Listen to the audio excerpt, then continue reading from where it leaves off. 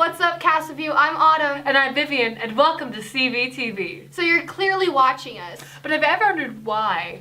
Our very own Caroline Raymond has the answer. CVTV has a way to show students what is going on in our school.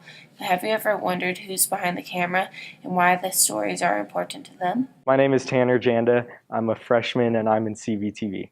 CVTV is important to our school because it's a form of media that will get the news out to students quickly, unlike newspaper or yearbook.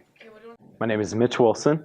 I'm a junior at Castleview High School, and I am the audio and video crew head for CVTV. I think CVTV is really important for the school because it shows kids student life. You get to see people that you usually don't see or talk to. You get in-depth stories of what's going on in sports or student life, and you just really get to know what's going on in your school. It's hard when you have so many students, but I feel like CVTV really drives home the fact that we're all in this together. My name is Jessica Hunziker, and I am the media advisor. The cool thing about CVTV coverage is that it can be almost immediate. Other forms of CV student media are more delayed in their processes, so the newspaper only comes out 5 times a year. The yearbook has to be at the end of the year. So CVTV is one of the ways, other than the website, where students can get content immediately. Well, our program is really important to me because I've always had a love for media, especially movies. I've been watching movies my whole life with my father. It was kind of our bonding thing. And so I felt like when I signed up for this class, it'd be a good way to kind of get behind the scenes and really get involved with something I love. People should watch CVTV because they're going to get stories that they can't get anywhere else. We know what you're thinking. What did they do to our walls? Tanner Janda has the answer in this next video segment. Everybody's wondering, what's up with the walls? I think it was a little alarming walking in because the colors are so bright, but I think that's just getting used to change and it'll be okay. But everyone keeps chipping off the paint, and so it just kind of looks bad now. They should definitely layer it so that they don't have to paint, so that people can't chip it more. Recently, the walls at CV have been repainted to new colors that aren't so popular. The freshly painted walls bring another problem. Since they were done so swiftly, students have begun vandalizing the walls. They're awful, I think. I think they would be really good if they actually used high quality paint, but they didn't, so. The walls are going to be repainted shortly. So you guys know our mascot, the saber cat guy. What's his name? Are you talking about Rowdy? Yeah, him. Learn more about him in our next segment by Autumn Stoltz. If you know Castleview, you know Rowdy. But how much about him do you really know? The training to be friends with Rowdy is pretty basic, so anyone can come and join and be a wild animal trainer at any point. The absolute best moments of Rowdy must be Showdown is super fun, but he also loves basketball games and football games. Those are his favorites. All right, Rowdy, what are some struggles that you face when you're out there?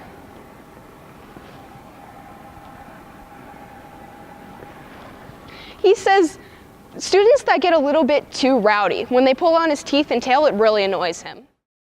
Rowdy's attention span is mainly about 30 minutes, or he can go for an hour if it's something really important. The only requirement to hang out with Rowdy is to have all kinds of school spirit, so you gotta be ready to get the crowd pumped. Rowdy's important to the school because he's the main face of spirit at this school. All right, Rowdy, what do you do at games?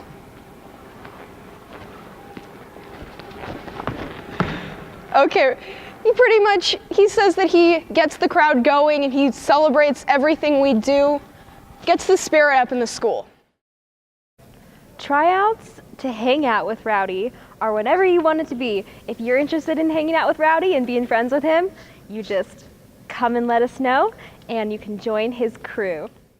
There's something similar about many pro athletes and high school athletes. Many of them are superstitious. And Sydney Yoni asks why in the next segment. I think it's really interesting when a team doesn't wash their jerseys. I've heard of a team putting glitter in their socks before. For my team, we've done Pop Rocks before each competition, so we all eat Pop Rocks.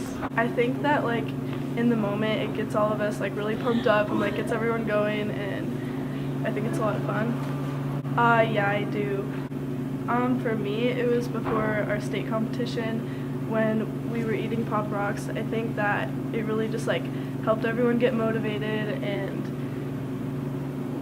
yeah, it made me feel really excited and happy.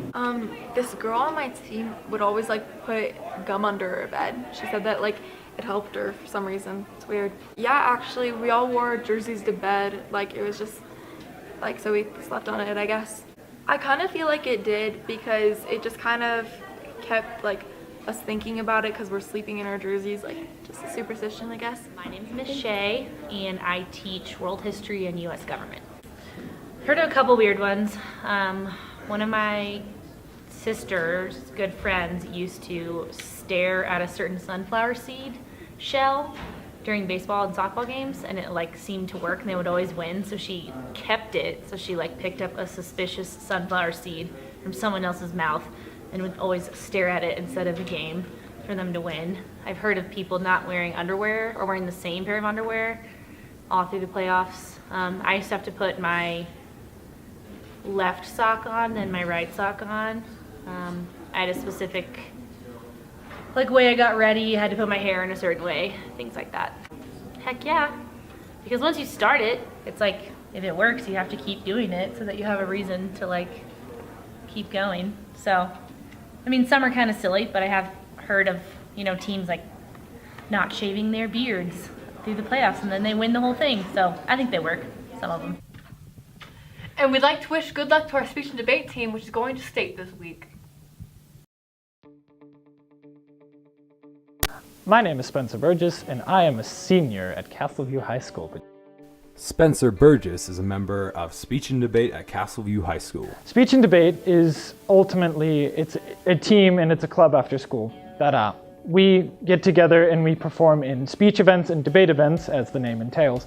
And speech events have to deal more with taking written works and interpreting them or creating your own written pieces and performing them in front of judges. And then the debate part is where you prepare cases in two forms of debate, either public forum or Lincoln Douglas debate. And you go and you debate in front of judges, and then they ultimately decide who wins based on their value or their evidence. So for my particular event, Student Congress, what I do is we get the docket a week beforehand. The docket is the packet with all of the bills that we are going to be debating the weekend. And what I do is I read over it, I choose what arguments I'm going to make on particular bills, and I do research involving all of the different arguments and make sure you know what you're talking about when you give the speeches. Spencer is showing how hard work pays off. Just like any sport, speech and debate takes prep and dedication.